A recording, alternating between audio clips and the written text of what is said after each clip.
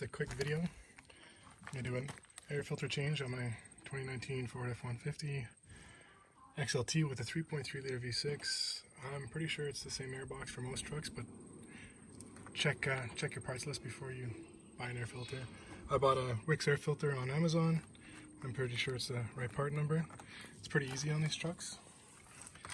The air box on the driver's side, there's two clips. I'm going to grab it by here, lift it up, pull it forward. There's slots and grooves. You pull it forward, the slots come out. There's your air filter.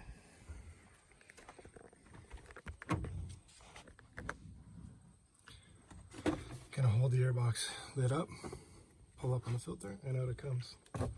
20,000 kilometers. It's not too dirty. It's been about a year. It's time for a change. I think that's 16,000 miles for my American friends. Before I install, I'll show you why I got a Wix filter. This is the Motorcraft filter, and that's the Wix filter. So you can see how much more media there is on the Wix filter. Apparently they're the best filters.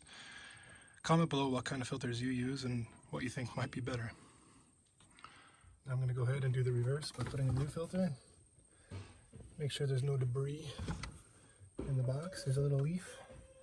No rodents.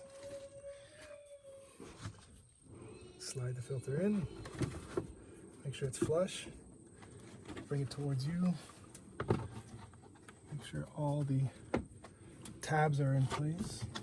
Push it in. Seat it. And clamp it. Installed. That's it. Hope you like my quick video. Please subscribe, comment, and like.